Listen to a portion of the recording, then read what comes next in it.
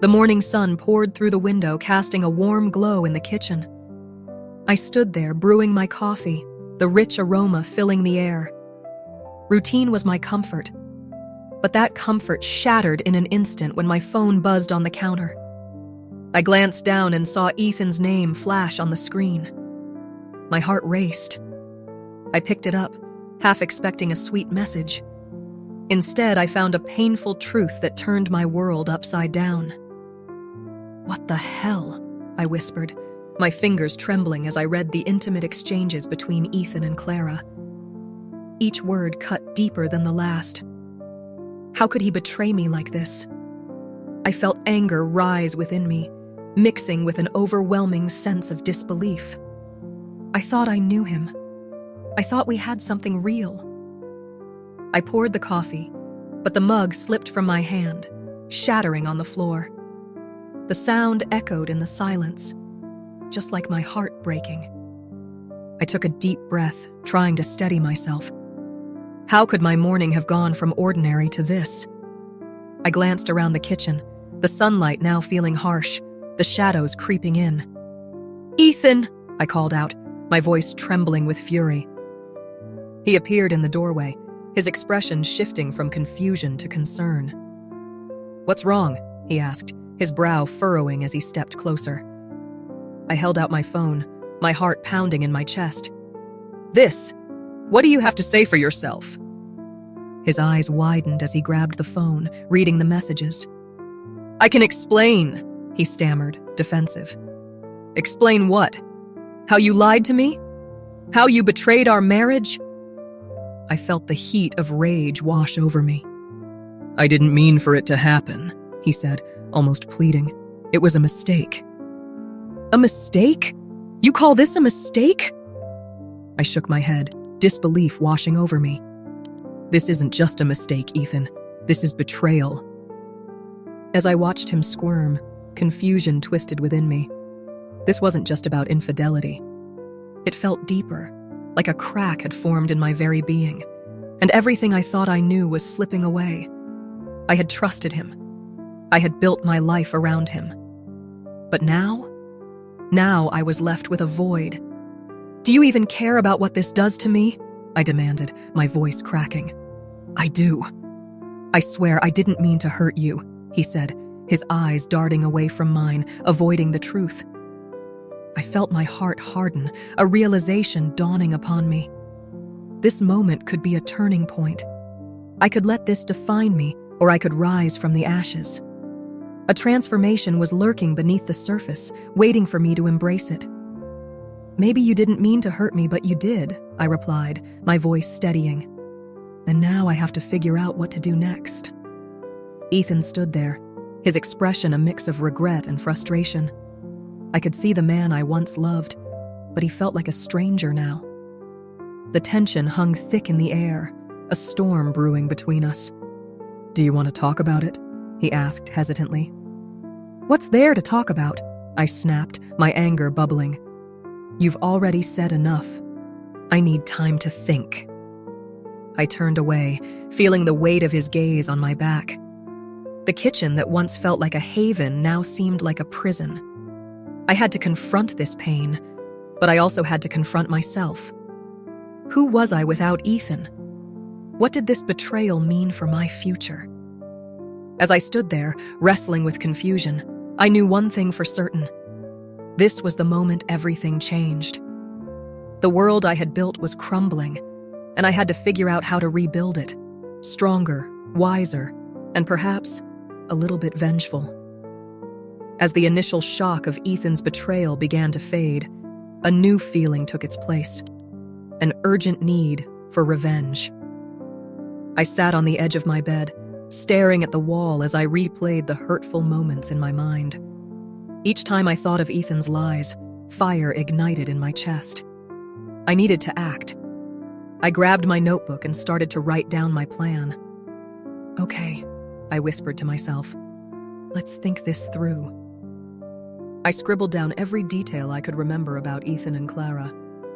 Their secret meetings, the late-night texts, the way he would smile at her when he thought I wasn't paying attention.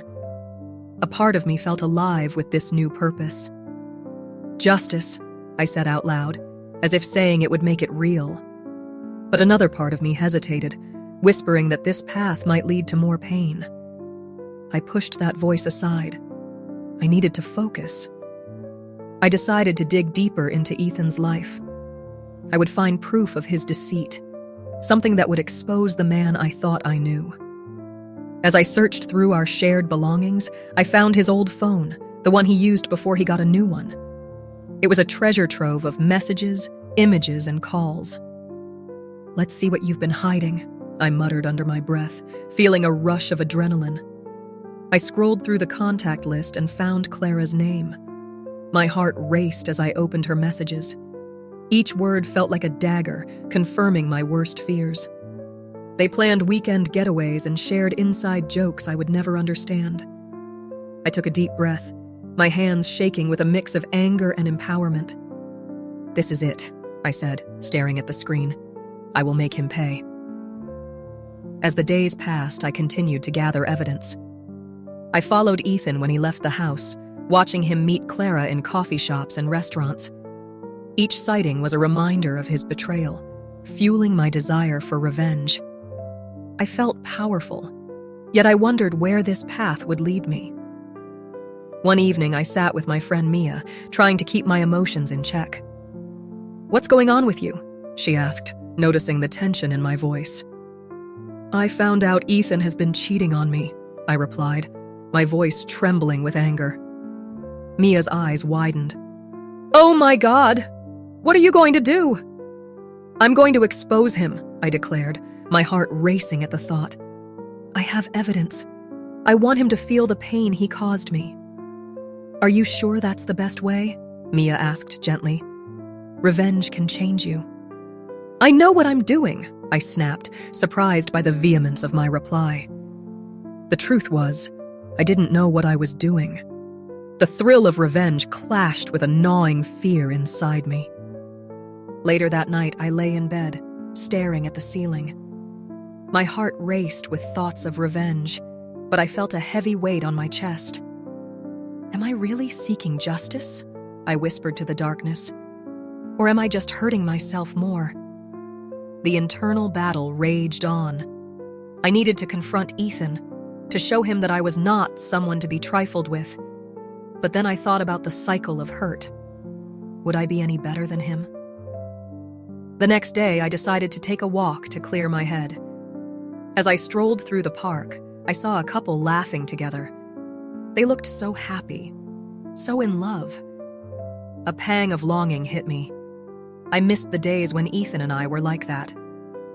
"Focus," I told myself, shaking off the feeling. "You have a plan."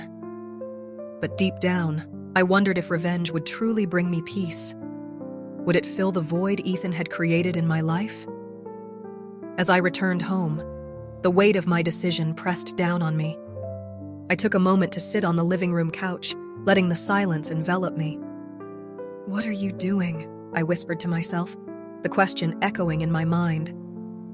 I was on the edge of a decision that could change everything, and I couldn't shake the feeling that I was stepping into darkness. With every passing moment, I realized I was trapped in a web of my own making. The decision for revenge was pulling me deeper into confusion, and I had to ask myself, was it worth it? As I sat in the small cafe, my hands shook slightly as I poured the last of my coffee. Today was the day. I had invited Clara to meet, and my heart raced with anticipation and dread. I needed her to know the truth about Ethan, about us.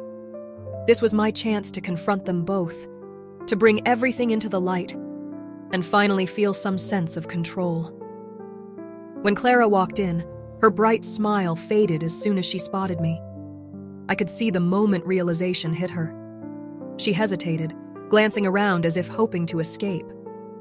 But there was no escape today. I gestured for her to sit, my voice steady despite the storm inside me. "Clara, we need to talk." She frowned, concern etching her features. "About what?" "About Ethan." The name hung in the air, heavy and charged.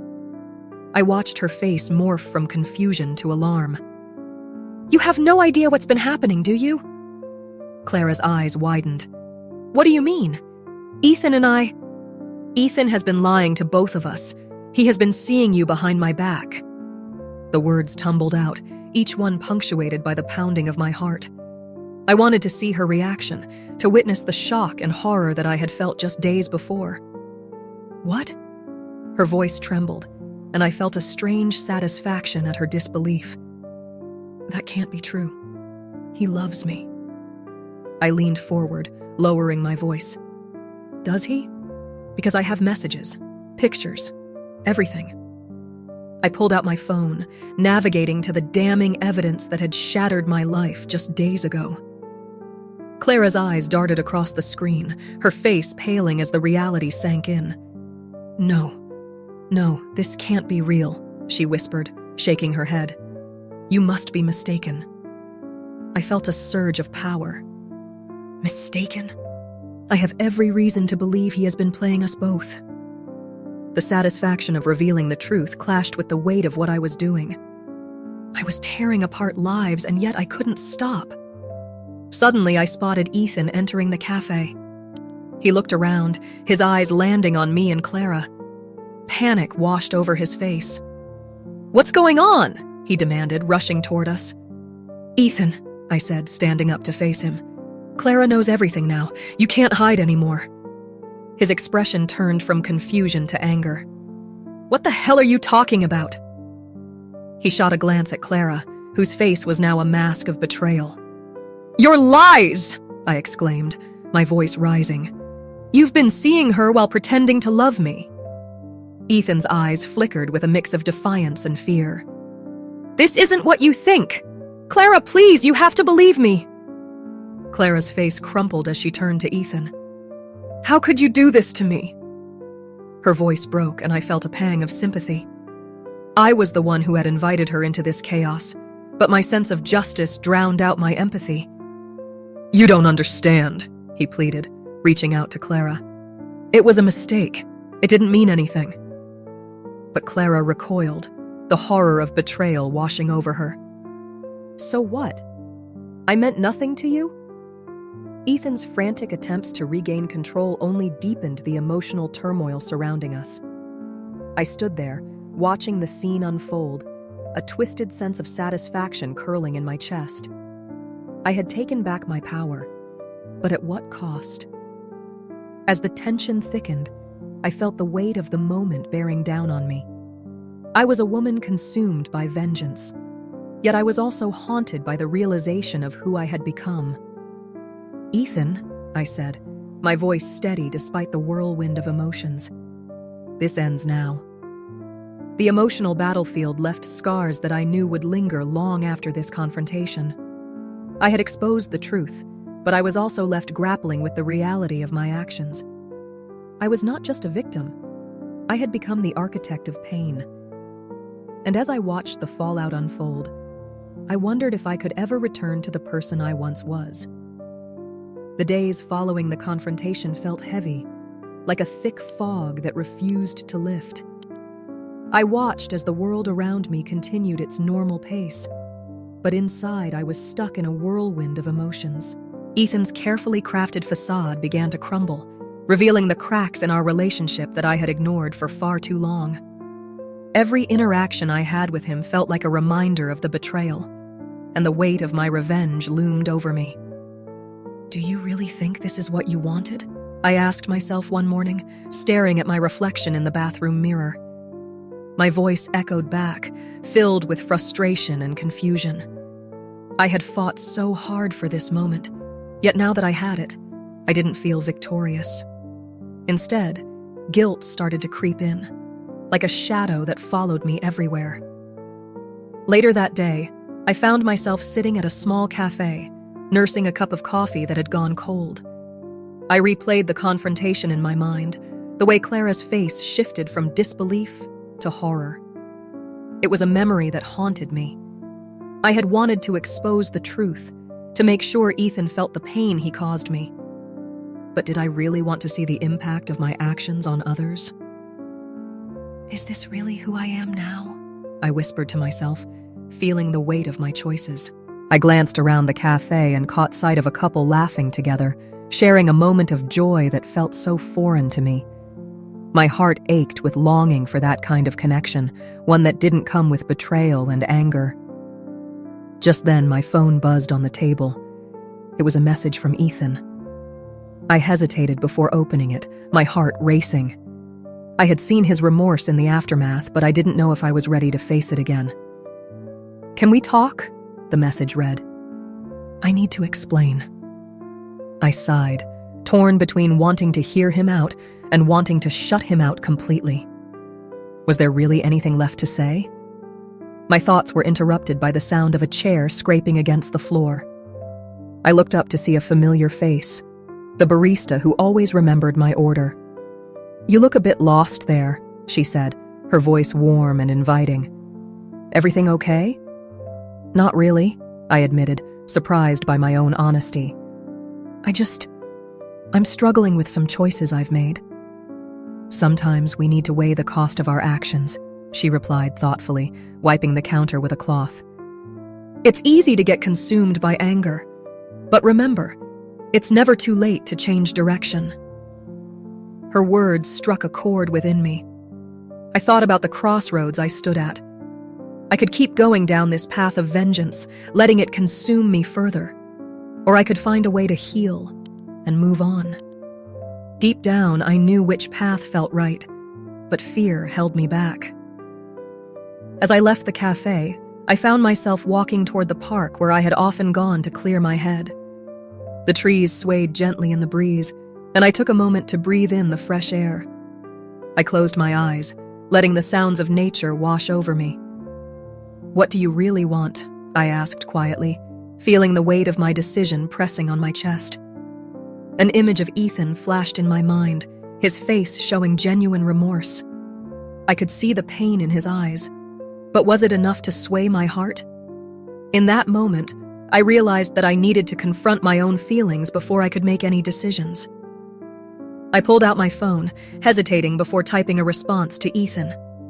"I'll listen, but I need honesty." "No more lies," I sent, my heart pounding as I pressed send. As I walked home, I felt a flicker of hope. Maybe this wasn't just about vengeance. Maybe it was about finding a way to reclaim my life, to rediscover who I was outside the pain and betrayal. I could choose a different path, one that led away from hurt and toward healing. The journey ahead wouldn't be easy, but I took a deep breath, ready to face whatever came next. I was tired of being a prisoner of my anger. It was time to find peace, even if it meant letting go of the revenge I once thought I wanted. I made a choice that day.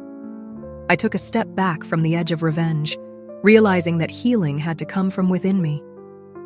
I sat on my bed, staring at the wall, the weight of my anger slowly lifting. It felt strange, almost foreign, to think about forgiveness after everything that had happened. But deep down, I knew I had to move forward. As I sat there, I remembered the woman I used to be before Ethan's betrayal, a woman full of dreams and hopes. "I can find her again," I whispered to myself. I needed to rediscover who I was outside of being a wronged wife. I took a deep breath and decided to embrace my strength and resilience. That evening, I called my friend Sarah. She had always been my rock. "Can we meet?" I asked her, my voice trembling slightly. "I really need to talk." "Of course. How about that little cafe we love?" she replied immediately. There was warmth in her voice, and it made me feel a little lighter. When I arrived at the cafe, the smell of coffee and baked goods filled the air. I spotted Sarah at a corner table, her smile brightening the room. "Hey, you look like you could use a hug," she said, pulling me into a warm embrace. "Thanks," I said, feeling a mix of relief and vulnerability. I've been going through a lot." We sat down, and I shared everything, the betrayal, the anger, and my struggle with the decision to seek revenge. Sarah listened intently, her eyes never leaving mine. You know, seeking revenge can feel good in the moment, but it won't heal you. You deserve to focus on yourself now, she advised gently. I know, I replied, tears brimming in my eyes. But it's hard to just let it go. I feel so lost. You're not lost. You're just rediscovering yourself, she said with a reassuring smile. Let's work on rebuilding your self-esteem together. You are so much more than what he did to you. Over the next few weeks, I took Sarah's words to heart. I surrounded myself with a support network of friends.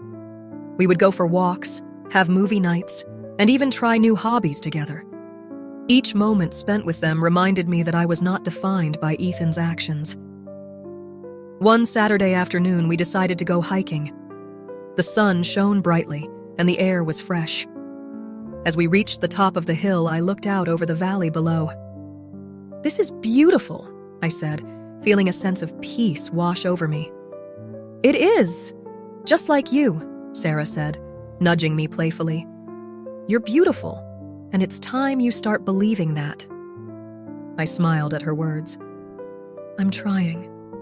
I really am. It feels good to be out here, away from everything.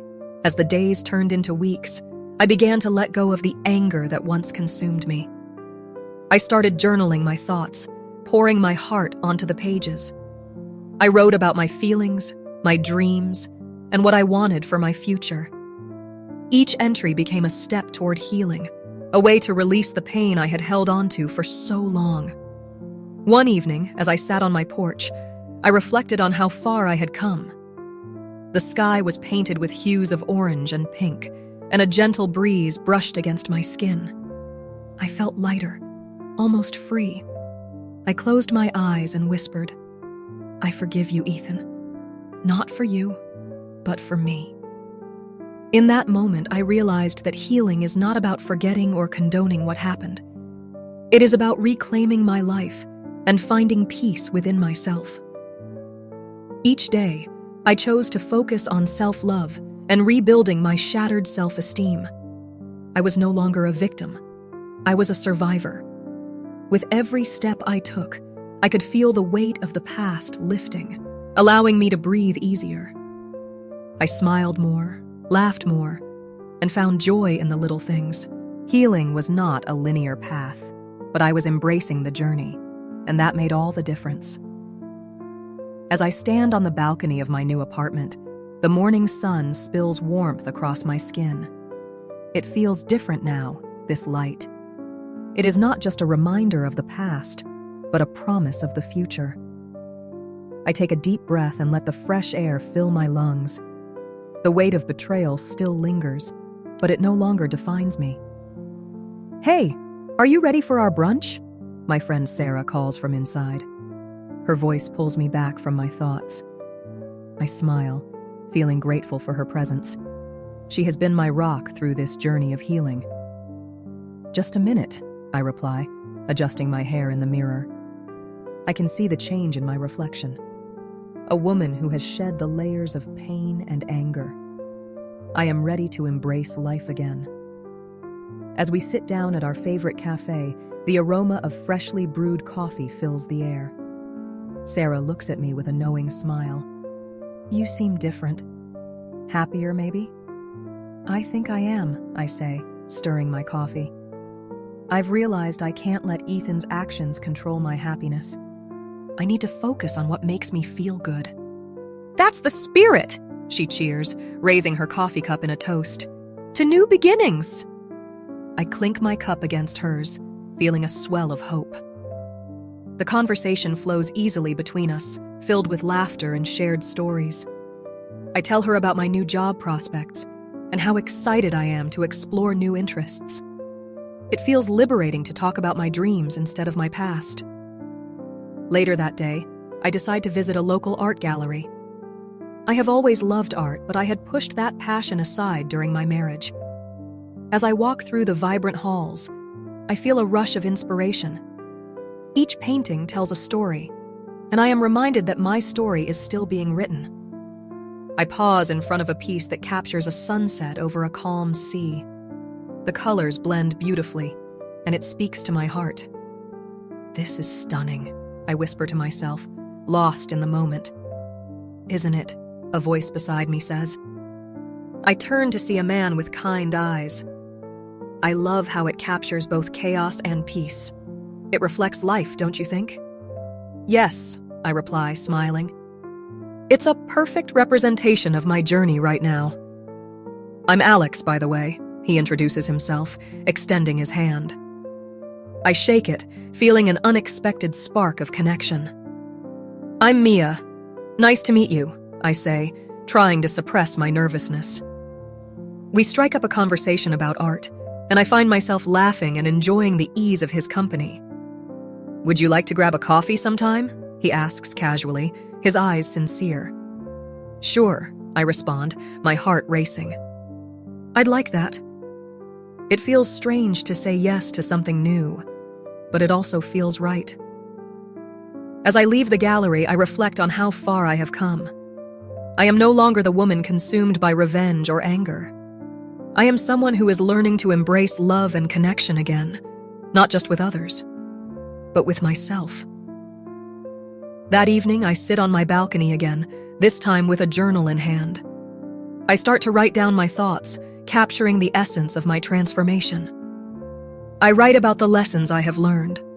Trust is important, but so is self-worth. I am not defined by someone else's betrayal. I am defined by my strength and resilience. With each word, I feel lighter. I am ready to embrace the future, filled with hope and possibility. I know there will be challenges ahead, but I also know I have the power to face them. As I close my journal, I look out at the stars twinkling in the night sky. Here's to new beginnings, I whisper to myself, feeling a sense of peace wash over me.